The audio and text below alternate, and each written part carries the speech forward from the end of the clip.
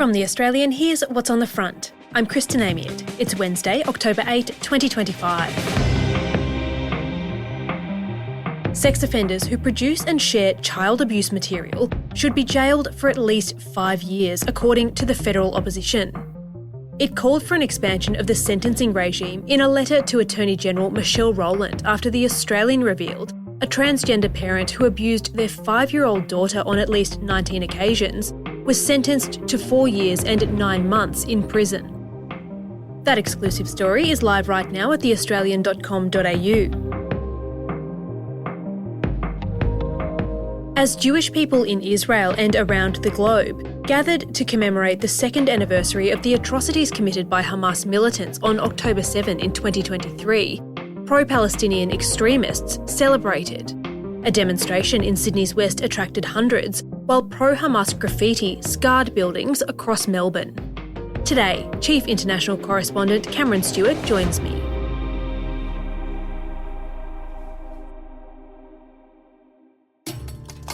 Western Sydney, October 7, 2025. 2 years on from the deadliest single-day attack on Jews since the Holocaust. From the sea to the river! Palestine will live forever! Hundreds gathered to praise what they call the Palestinian resistance. Remember that liberation is coming, that we will receive our justice, and that victory is around the corner. Religious leaders preach glory to the martyrs. Today we remember our martyrs as they resist injustice and oppression. We also recognise that our martyrs are a thorn in the throats of Zionists. This is the scene at Paul Keating Park in Bankstown on Tuesday night. It was pitched by organisers from the Stand for Palestine group as a united community protest for Gaza with the title Glory for Our Martyrs. Speakers included Sheikh Ibrahim Dadoun, who previously voiced his pride at the atrocities perpetuated by Hamas in 2023. Stand for Palestine is linked with Hizb ut-Tahrir, a fundamentalist Islamic group that exists to unite all Muslims under one caliphate. It's designated a terrorist organisation in the United Kingdom, Germany and elsewhere, and was active in pro-Palestine protests and encampments on Australian university campuses. The rally's organisers said they wanted to send a message to the Australian government to end its, quote, complicity in what they call a genocide by Israel on the Palestinian people. It's interesting that at the moment Hamas is considering Donald Trump's 20-point peace plan, which is overwhelmingly good for the Palestinian people in Gaza in the circumstances they now find themselves. Cameron Stewart is The Australian's chief international correspondent. It would stop the fighting. It would allow unlimited aid in to fix the humanitarian situation.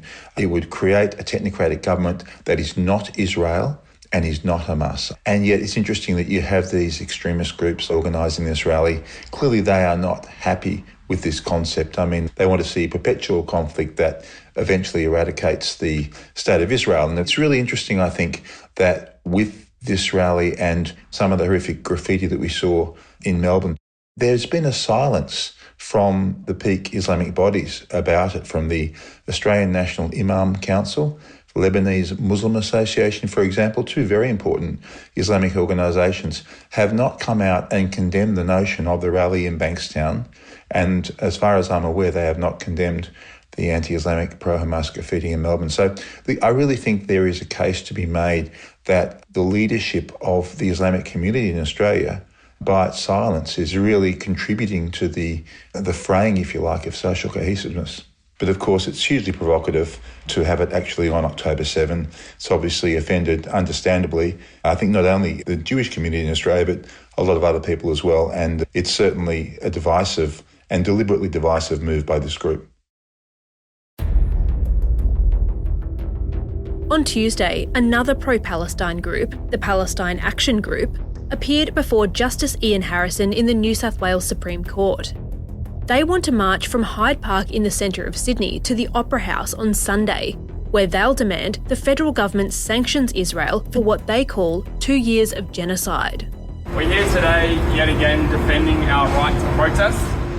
We're marching because Israel is committing a genocide against Palestinians in Gaza. 67,000... The New South Wales Police say the Palestine Action Group's plan, which could involve up to 10,000 people, is a threat to public safety, and they want the court to stop it from going ahead. But this is a fight the New South Wales Police have lost before. A major pro-Palestine protest march across the Sydney Harbour Bridge is being allowed to go ahead today after being given the green light by the Supreme Court. The Palestine Action Group is also fighting for something else. They're asking the court to make a positive finding of genocide. They say the court will need to weigh that up when deciding if the police are justified in trying to shut the march down. There's potentially a separate demonstration going ahead at the Sydney Opera House on Sunday, Cam. Many people will remember a violent demonstration that happened on the steps of the Opera House in 2023, just 2 days after the attack by Hamas and before Israel had taken any action in retaliation. How do you balance the right to protest with the sinister undertones to some of these demonstrations that have played out over the last 2 years? It's a great question, and it really is a fundamental debate in Australian society right now. I mean, obviously, it's hugely important to have the right to demonstrate, free speech, etc., etc. Most Australians would broadly agree with all of that. But it's interesting that I think this is being questioned in a way it hasn't been questioned for some time, simply because we've seen this divisive protest. You've had counter-protests as well. You've got very nasty discourse in society. You've got very ugly racist graffiti. Obviously, we've had the burning of synagogues. I mean, it's just been a horrific 2 years as far as social cohesiveness goes. And I think there is a debate, and I think a reasonable debate, as to, well, look, all of the freedoms that we've taken for granted can't be taken for granted if they're being abused. And so I think what we're seeing here is a subtle redrawing of the lines to actually ask questions about whether some groups, especially with an activist, racist and violent undertone with their agenda, should be allowed to freely protest. And I think the Opera House is a very good example of that. I mean, the courts will determine what can and can't be done there. But I mean, the October 9 protest, of course, in 2023 was one of the ugliest demonstrations we've ever seen in Australia. And the authorities were completely blindsided. They just did not make the effort they should have to stop that. And I think now they're trying to prevent a repeat of that. But again, hugely provocative to have this happening around about the October 7 remembrance. And I think it will spark further debate as to what is acceptable and unacceptable as far as protests go in this country.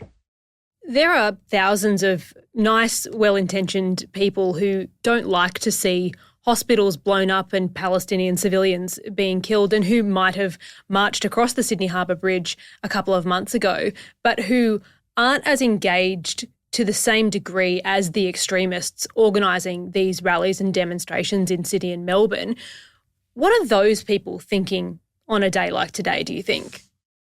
I think that's a really good question, because I think the anti-Israeli protests in and around October 7 are very much organised by the activist rump of the pro-Palestinian movement. And that's the rump of activists who have been the most anti-Semitic, who have been the most violent, and who have been the most unpleasant in every single way.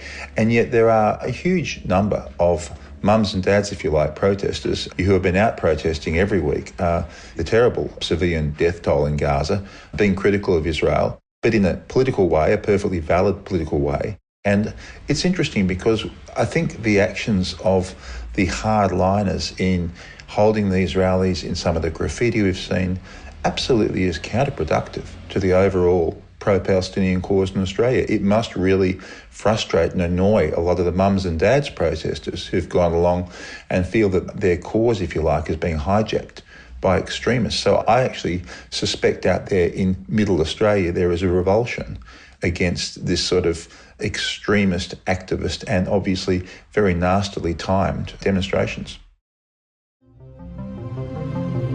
Coming up, are the government and law enforcement doing enough to curb anti-Semitism in Australia?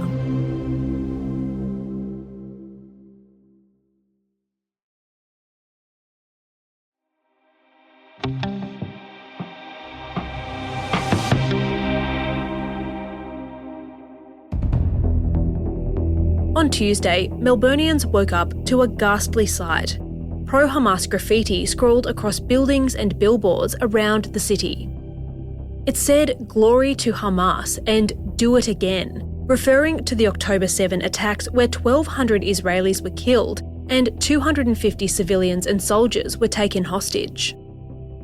Israel's Deputy Foreign Affairs Minister Sharon Haskell condemned the graffiti attack in a post on social media, telling state and federal governments to get your country in order and stop the Jew hate.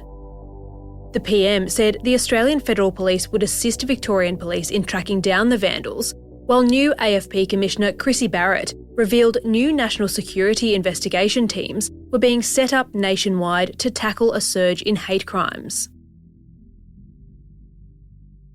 Is the government doing enough to tackle this problem, do you think, Cam, and assure Jewish Australians that it gets it?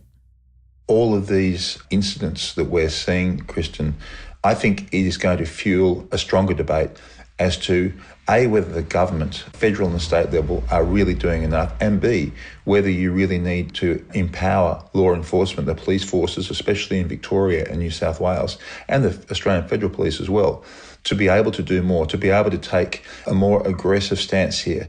A lot of these arsonists have actually got away with it. We're seeing far too few prosecutions of these crimes, and I guess you can argue if they were A, prosecuted, and B, the penalty was much greater, then there'd be a far greater deterrence than you're seeing. And I think the events of the last 48 hours or so will really spur this debate further.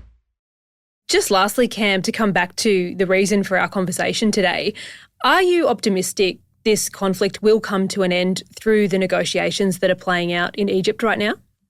I'm cautiously optimistic that we might actually get a deal which gets the hostages out in exchange for the release of a lot of Palestinian prisoners. I think the more difficult aspect will be to get agreement on exactly what the interim government in Gaza would be. Will Hamas actually step down as they've promised? And more importantly, would they actually disarm, which is what the Americans and the Israelis have called for? They are much bigger steps, and that will come in a second phase. So I think the first phase is definitely possible. The second phase is far more challenging.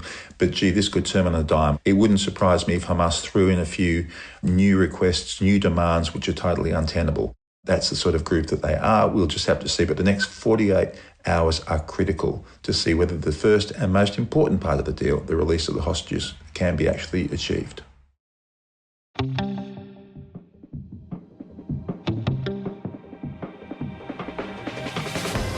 Cameron Stewart is the Australian's chief international correspondent. You can read all his reporting and analysis anytime at theaustralian.com.au.